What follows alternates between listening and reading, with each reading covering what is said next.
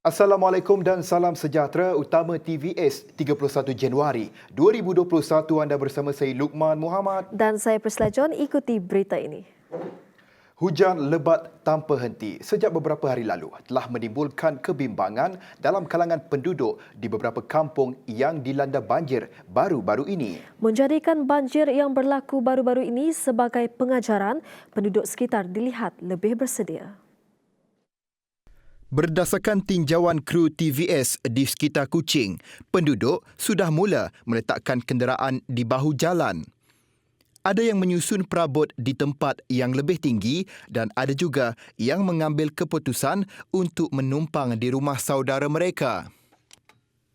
Bagi Ketua Kampung Bintawak Hilir merangkap pengerusi Jawatankuasa Kemajuan dan Keselamatan Kampung JKKK Sulaiman Sahari, ahli jawatankuasa di setiap kawasan kampung sudah pun dipilih bagi memudahkan tindakan segera diambil. Saya jadi pengurusi JKKK kerana tiap-tiap kawasan memang ada ahli jawatankuasa lah. Kami milih kawasan tu supaya bila berlaku hal masalah banjir, hal masalahnya kami orang akan berbincang bersama lah untuk mengatasi perkara yang saya dapat diingini lah. Ya, kami orang untuk bertindak dengan segera lah. Ya, ada yang telefon dengan bomba, telefon itu minta datang ke pusat banjir beritahu semua lah. Ya, jadi kita dapat kerjasama lah. Manakala menurut penghulu Kampung Bintawak, Lahan Sabu, banjir akan melanda di kampung itu sekiranya hujan lebat berterusan dan fenomena air pasang besar berlaku. Banjir yang paling teruk pernah berlaku di Kampung Bintawak adalah pada tahun 2009. Hujannya berterusan. Siang malam mesti berhenti. Dalam 2-3 hari memang banjir. Pasti banjir. Ya bergantung kepada air laut yang tinggi lah. Ya mesti banjir lah. 2009 yang paling dahsyat sekali lah. Semua tenggelam waktu ya. Yang paling tinggi. Yang 2016 yang terkini tu masih okey lah, tapi masih juga lah orang terpaksa dipindah juga lah. Jumlah mangsa banjir di Pusat Pemindahan Sementara PPS kekal seramai 171 orang. Berdasarkan laporan Jawatankuasa Pengurusan Bencana Negeri JPBN Sarawak setakat jam 4 petang, pemindahan penduduk hanya dilakukan di bahagian Serian dan Samarahan. Bagi bahagian Serian, seramai 84 mangsa daripada 20 keluarga ditempatkan di PPS Dewan Kampung Lintang Baru. 22 mangsa daripada 6 keluarga ditempatkan di PPS Dewan Kampung Betong Kanawit dan 38 mangsa daripada 15 keluarga ditempatkan di PPS Dewan Baru Kampung Rimba Padi. Di bahagian Samarahan pula, seramai 27 mangsa daripada 7 keluarga ditempatkan di PPS Dewan Masyarakat Lubuk Buntin Simunjan. Sementara itu, menurut penolong pengarah operasi Jabatan Bomba dan Penyelamat Malaysia Negeri Sarawak, Henry Ardimansyah, selain 2 pusat pemindahan tersebut setakat ini, belum ada lagi keperluan untuk membuka PPS lain. Ini kerana situasi banjir di bahagian lain di Sarawak masih lagi terkawal. Kami tak ada, cuma kita sekali berjaga-jaga sebab amaran meteorologi menyatakan kawasan kami yang di Katawang dilanda hujan ada di kawasan tengah lah. Tengke, Sibu dan Kaki. Jadi kita amat berharap kawasan-kawasan yang dinyatakan oleh Jabatan Metro tidak dilanda banjir dan kita akan memantau keadaan dan cuaca lah. Dalam pada itu, Jabatan Meteorologi Malaysia (MET Malaysia) mengeluarkan amaran cuaca waspada peringkat kuning dengan hujan lebat dijangka berlaku melibatkan daerah Kuching, Serian, Samarahan, Sri Aman dan Betong. Itu kita masih menetapkan amaran cuaca peringkat kuning tu di bahagian-bahagian barat di negeri Sarawak ini. Dan juga kita jangan lupa bahawa keadaan pasang besar masih berlaku hari ini dan juga esok lah. Lepas tu dia akan mula menurun dari segi ketinggian air pasang tu. So, jadi kita harap dengan ketiadaan hujan yang banyak di pendalaman tu dia akan menambahkan keadaan yang banjir itu akan menjadi lebih akan pulih lah. Jabatan Pengairan dan Saliran DID Sarawak akan melaksanakan projek penambahbaikan sistem saliran dan mitigasi banjir di Batu Kawar. Projek yang bernilai 120 juta ringgit itu merupakan projek di bawah rancangan Malaysia ke-12 2021-2025. Menurut Menteri Kerajaan Tempatan dan Perumahan Datuk Seri Dr. Sim Kui Hian, projek itu termasuk penambahbaikan sistem pengairan di lorong 1C dan 3, Sungai Moyan, Sungai Sureh, Jalan Filfos, Jalan Ketitir, Desa Wira dan kawasan rancangan perumahan rakyat RPR. Selain itu, kerja-kerja pemulihan di tebing Sungai Kampung Sinar Budi juga akan dilaksanakan oleh perunding dan pereka projek. Pada 30 Januari lalu, Dr. Sim turut diberi taklimat mengenai perincian projek daripada Pembantu Pengarah DID Sarawak, JMC Mijit. Jika sebelum ini kawasan Daro sering dikaitkan dengan masalah terputus bekalan elektrik, kini masalah sedemikian tidak lagi berlaku selepas sebuah pencawang elektrik berkapasiti 132 kV dibina pada suku kedua tahun 2019. Menurut Ahli Dewan Undangan Negeri Daro, Syafiee Ahmad, projek yang telah dilaksanakan itu membabitkan jumlah sebanyak 133 juta ringgit daripada Kerajaan Sarawak. Nah, dengan siap transformasi ini kita dapat bekalan daripada sumber daripada Patian Mukah dan juga sambung terus ke Sungai Mau di Sibu. Ini menjadikan Daro sebagai yang membekal. Kalau dulu kita dapat dari Mukah. Bermakna kalau apa-apa yang berlaku sepanjang perjalanan dari Mukah ke Daro, berlaku bekalan terputus di Igan umpamanya, di Matu, even di Oya ataupun di Dalat, ianya juga menjejaskan bekalan elektrik di Daro. Kerana Daro itu adalah di hujung sekali. Jadi sekarang ini dengan siap transformers dan alhamdulillah kita dapat bekalan elektrik yang begitu reliable dan masalah yang kekerapan blackout ataupun terputus bekalan dulu sekarang tidak lagi menjadi masalah kepada kita di Daro. Sudah tentu, dengan tersedianya kemudahan seperti ini, tiada lagi masalah elektrik membelenggu masyarakat. Elektrik semua okey. Memang tak ada putus sekarang.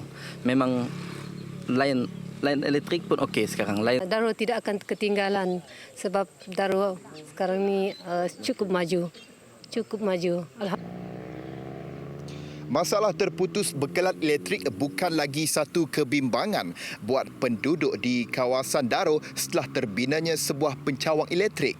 Ia mungkin satu sinar buat penduduk setempat untuk menuju ke wawasan sebagai negeri maju menjelang 2030. Laporan Luqman Muhammad bersama jurukamera Awang Azmel untuk TVS. Masih berkaitan pembangunan untuk rakyat. Kali ini, penduduk di daerah Sebauh Bintulu berharap penyediaan kemudahan telekomunikasi di kawasan mereka dapat disegerakan. Ini penting bagi menyokong pembangunan pesat di daerah itu selain mempermudahkan kehidupan seharian penduduk lebih-lebih lagi ketika pandemik COVID-19. Menurut pemancar Limin Anai, penduduk berasa teruja apabila sebuah pencawang telekomunikasi dibina di kawasan mereka pada Oktober tahun lalu. Bagaimanapun, katanya sejak itu tiada perkembangan baru berlaku dan dari sehari ke sehari penduduk berharap pencawang tersebut dapat berfungsi sepenuhnya. Beliau yang mengetuai 273 kampung dan rumah panjang di sekitar Sebauh menambah dengan adanya kemudahan telekomunikasi melengkapkan keperluan pembangunan di kawasan itu.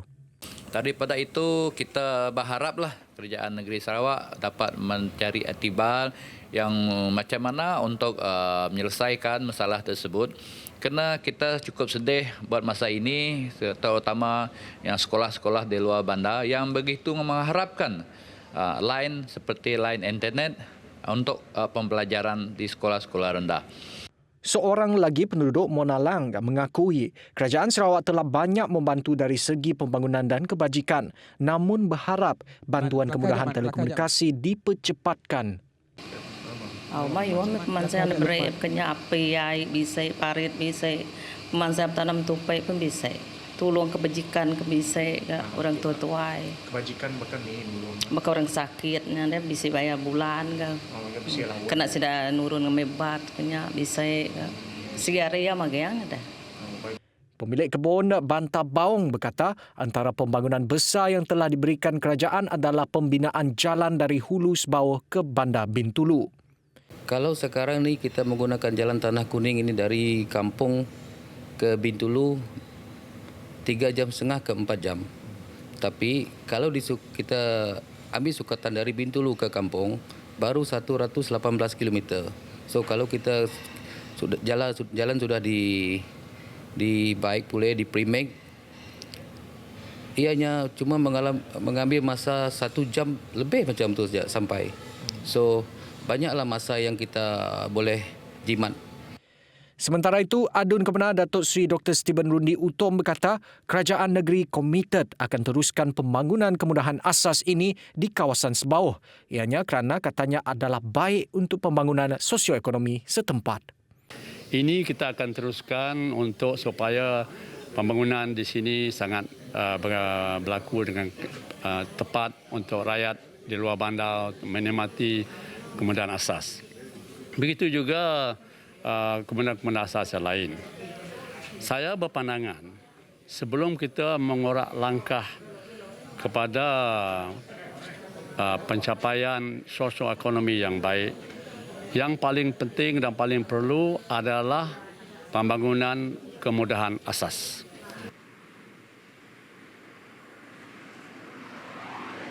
Jaringan komunikasi merupakan satu keperluan bagi penduduk pedalaman. Ianya keperluan yang mendesak. Ianya amat penting dalam perkhidmatan komunikasi yang pantas. Ruben Gomez, TVS. Kediamannya musnah 100%. Itu nasib yang menimpa Mottram Asen pada 25 Januari lalu dalam satu insiden kebakaran. Menurut anak sulung mangsa Muhammad Najib, kejadian itu berlaku sangat pantas. Ketika itu katanya ibunya ada terdengar bunyi sesuatu yang jatuh tetapi tidak mengetahui itu adalah api marak. Ada terdengar macam bunyi benda jatuh. Okey, benda jatuh. Tapi belum tahu ya api. Pasal ada jiran dari sebelah rumah yang nampak asap kerana benda yang berlaku di atas, di bilik atas. Dan bilanya jirannya ketuk-ketuk grill dan bangunkan bapak lah. Bapak bangun dan melanggar atas dah terbakar. Dan semuanya turun ke bawah dan semua barang cepat diselamatkan. Bagaimanapun menurut Komander Operasi Penolong Kanan Penguasa Bomba Azharul Sahari, kebakaran tidak melibatkan sebarang kemalangan jiwa dan punca kejadian masih dalam siasatan. Dan untuk makluman, kebakaran ini tidak melibatkan mangsa. Ya. Dari mana apabila kita sampai di lokasi kebakaran, kita dapat kawal dan mangsa telah dapat keluar sendirinya. Dan ketika kebakaran, penghuni rumah tersebut ada selama 3 orang.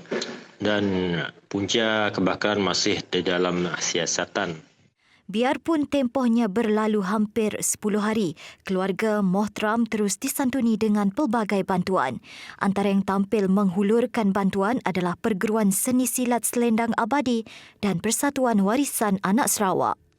Pada pagi ini kita dapat mengumpul anak-anak muda dalam perguruan untuk membantu bergotong royong pada pagi ini dalam rakan kita di kampus sejarah yang timpa musibah kebakaran hari lepas. Jadi tujuan utama perguruan Seni Silat Selendang Abadi adalah memanglah untuk mendidik anak-anak muda dari segi membantu mangsa dalam dikena kebakaran apa-apa sajalah musibah. Kira nang tujuan persatuan dok dipolah nang untuk aktiviti kebajikan kira rumah muska rumah terbakar kah, orang yang kematian kah, yang dituntut kah apakah, memang ya kami orang akan turun lah. Yang bilmun kami ada dapat info ya mesti orang akan pergi. Tujuan kita mula tu adalah untuk menarik kita pun belia-belia warisan anak Sarawak untuk membantu mangsa-mangsa yang terlibat banjir apa semualah. Terima kasih juga dengan kita pun penaung YB Fazudin kerana itulah membantu kita belia supaya tidak terlibat dengan aktiviti yang tidak berfaedah.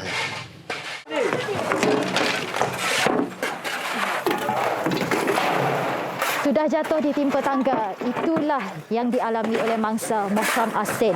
Baru saja dilanda banjir baru-baru ini, kini mangsa diuji lagi dengan kemusnahan harta benda miliknya 100% pada kejadian 25 Januari lepas. Dan saya juga difahamkan mangsa merupakan seorang nelayan yang turut kehilangan enjin bot dalam kejadian berkenaan. Dan hari ini saya bersama kira-kira 50 orang sukarelawan terdiri daripada Persatuan Warisan Anak Sarawak dan Perguruan Silat Selendang Abadi bersama-sama melakukan aktiviti gotong royong di rumah milik mangsa. Laporan Akmal Saleh bersama juru kamera Fikri Razak untuk TVS.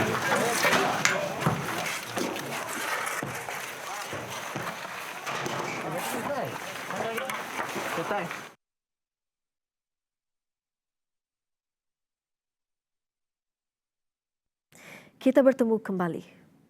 Terus tenang, tabah dan cekal dalam menghadapi Perintah Kawalan Pergerakan PKP serta pelaksanaan proklamasi darurat.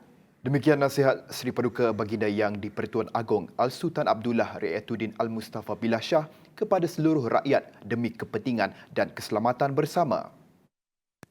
Menerusi kenyataan Istana Negara, Baginda bertitah sememangnya pelaksanaan yang dilakukan agak mencabar, khususnya apabila melibatkan aktiviti ekonomi harian rakyat yang terjejas akibat penularan COVID-19. Bagaimanapun rakyat diminta untuk terus mengamalkan kawalan kendiri termasuk mematuhi prosedur operasi standard SOP. Sehubungan itu, Al-Sultan Abdullah turut menzahirkan ucapan sambutan Hari Wilayah Persekutuan 2021 kepada seluruh warga wilayah Persekutuan Kuala Lumpur, Labuan dan Putrajaya yang bertemakan Wilayah Persekutuan, Wilayah Prihatin. Tema tersebut titah Baginda amat selari dengan aspirasi Kementerian Wilayah Persekutuan dalam mengutamakan kesejahteraan dan kebajikan rakyat melalui inisiatif-inisiatif yang merangkumi aspek ekonomi serta kelangsungan hidup warga wilayah persekutuan. Secara keseluruhan, Malaysia sekali lagi mencatatkan jumlah kes baru positif COVID-19 melebihi angka 5,000 untuk hari ketiga berturut-turut selepas merekodkan pertambahan kes harian sebanyak 5,298 kes. Daripada jumlah itu, 5,295 merupakan kes tempatan, manakala 3 lagi kes merupakan kes import. Ia sekaligus menjadikan jumlah kumulatif kes COVID-19 di Malaysia sebanyak 214,959 kes dengan jumlah kes aktif sebanyak 48,150 kes. Selangor masih mencatat angka tertinggi dengan pertambahan 2,460 kes, sementara 14 lagi kematian dicatat, menjadikan jumlah kematian kepada 760 kes. Susulan peningkatan kes positif COVID-19 di daerah Kapit dan Song, Perintah Kawalan Pergerakan PKP akan dilaksanakan berkuat kuasa 2 sehingga 15 Februari. Sebelum ini, PKP turut dilaksanakan di Sibu yang mana dilanjutkan dari 30 Januari hingga 14 Februari 2021. Manakala pelaksanaan Perintah Kawalan Pergerakan Bersyarat PKPB di bahagian lain di Sarawak berkuat kuasa pada 1 Februari hingga 14 Februari 2021. Daerah Song, Dalat, Bintulu, Kanawit, Beluru, Miri, Sibu dan Kuching kekal berstatus merah dengan 1,993 kes jangkitan tempatan dilaporkan dalam tempoh 14 hari yang lepas. Daerah Kapit, Sarikes, Subis dan Betong juga kekal berstatus jingga dengan 120 kes jangkitan tempatan dilaporkan dalam tempoh sama. Manakala daerah Matu, Daro, Lundu, Sebau, Lawas, Telang Usan, Bukit Mabong, Tatau, Bau, Pakat, Serian, Belaga, Meradong, Julau, Simunjan, Lubuk Antu, Selangau, Semerahan dan Seri Aman turut kekal berstatus kuning. Hanya berbaki 9 daerah lain di Sarawak yang kekal berstatus hijau. Sarawak merekodkan satu kematian baru melibatkan jangkitan COVID-19 di Sibu pada Ahad. Ini menjadikan jumlah keseluruhan kematian meningkat kepada 38 kes. Menurut Jawatan Kuasa Pengurusan Bencana Negeri JPBN Sarawak, kes kematian ke-38 melibatkan seorang lelaki warga tempatan berumur 73 tahun yang didapati tidak sedarkan diri di rumah oleh keluarganya pada 29 Januari 2021. Susulan itu, pasukan kecemasan ambulan telah bergegas ke rumah kes selepas menerima panggilan kecemasan dari pihak keluarga terbabit. Kes kemudian disahkan meninggal dunia oleh pasukan kecemasan ambulan selepas tiba di rumah kes. Ujian RT-PCR telah diambil pada 29 Januari 2021 dan didapati positif pada hari yang sama. Dalam pada itu, Sarawak mencatatkan 135 kes positif COVID-19 yang sekaligus menjadikan jumlah keseluruhan kes meningkat kepada 4,450 kes. Sibu merekodkan kes tertinggi dengan 47 kes diikuti Miri 32, Bintulu 15, Bau 11, Subis 7, Song 7, Kuching 5, Kanoid 4, Lundu 3, Serian 2 dan masing-masing 1 di Sri Aman dan Sebauh. Polis mengesahkan tiada berlaku kejadian letupan pada saluran paip gas Sabah Sarawak di Lawas, kata Ketua Polis Daerah Lawas DSP Roslan Leman. Pihaknya tidak menerima apa-apa laporan mengenai dakwaan kejadian terbabit. Saya dah hubungi pegawai perhubungan Sabah Sarawak Pipeline. Memang dia dah confirmkan tak ada apa-apa yang berlaku lah. Sementara itu, pemangku Ketua Polis Daerah Labuan DSP Ibrahim Ghani menerusi satu kenyataan berkata, Bilik Gerakan IPD Labuan telah menghubungi semua lokasi sasaran penting di Labuan, namun tiada sebarang insiden dilaporkan berlaku. Elemen-elemen aktif IPD Labuan yang telah digerakkan untuk membuat pemantauan juga tidak menemui sebarang kesan letupan. Ibrahim menasihatkan orang ramai untuk tidak berasa panik dan tidak menimbulkan sebarang spekulasi yang boleh mengganggu ketenteraman awam. Terdahulu, menurut laporan sebuah portal berita, bunyi letupan kuat seperti guruh dan gegaran telah dirasai selama kira-kira 5 hingga 6 saat di Beaufort, Sepitang, Kuala Penyu di Sabah dan Labuan. Malah turut didakwa dirasai sehingga ke Lawas dan Limbang. Tidak ada dabai dijual sehingga RM100 sekilogram seperti tular di media sosial. Pemantauan Pejabat Perdagangan Dalam Negeri dan Hal Ehwal Pengguna mengesyaki ia dibuat bagi tujuan viral semata-mata. Menurut Ketua Cawangan KPDNH IP Sibu, Kelin Bol Hassan, di dalam satu kenyataan, hasil pemeriksaan dan pemantauan yang dijalankan, harga dabai yang dijual pada masa ini adalah dalam lingkungan RM30 sehingga RM70 sekilo. Tambahnya, disebabkan harga dabai bukan berada di dalam kawalan pihak kementerian, beliau berharap para pengguna membuat pilihan dengan bijak. Walau bagaimanapun, pemantauan berterusan akan terus dilaksanakan bagi memastikan tiada pihak yang tidak bertanggungjawab mengambil kesempatan menaikkan harga barang. Sedikit perkembangan sukan. Pasukan Kuching City FC bakal berkampung ke Johor untuk menjalani latihan sebagai persiapan menghadapi kancah Liga Perdana musim ini. Menurut penolong pengurus pasukan Iswandi Ali Hassan, situasi semasa COVID-19 memaksa pasukan yang berpangkalan di Kuching Sarawak itu mengambil insentif sendiri sementara menunggu sepak mula Liga Malaysia. Cuma Kuching kena tu plan sebabkan takut Liga Perdana dan 5 Mac mengikut jadual. So Kuching CTFC plan nak mula latihan di Johor Sinon je lah sebagai tempat berkumpul kami orang lah. Karena mengikut kita macam Kuching untuk nak balik lagi kita kena kuarantin. So Kuching plan akan stay di Johor sampailah tournament untuk start lah. Terdahulu, Kuching City FC dikabarkan mendapat penghormatan daripada pihak pengurusan skuad Johor Darul Takzim JDT apabila dijemput untuk menyertai pertandingan 5 penjuru. Bagaimanapun, Dedah Iswandi, kejohanan 5 penjuru itu dibatalkan susulan penguatkuasaan Perintah Kawalan Pergerakan PKP di negeri tersebut. Yang 5 penjuru tu patutnya bulan 1 ya segi maksudnya. Cuma kini tu keadaan Tinun macam Johor dah PKP juga. So kebanyakan negeri di Sinun yang banyak kena PKP. So perlawanan yang tiada, cuma Kuching yang akan tetap pergi ke Johor untuk mula training Sinun je lah. Berkumpul di Sinun lah. Mengikut perancangan awalnya, pertandingan yang diadakan secara satu pusingan itu membabitkan 4 pasukan Liga Super, JDT, Pahang FA, Terengganu Football Club dan Melaka United Football Club serta skuad Liga Prima Kuching City FC. Baiklah, sekian saja laporan TVS buat masa ini. Teruskan kesetiaan anda bersama kami. Saya Priscilla John. Dan saya Lukman Muhammad. Salam hormat dan Selamat malam.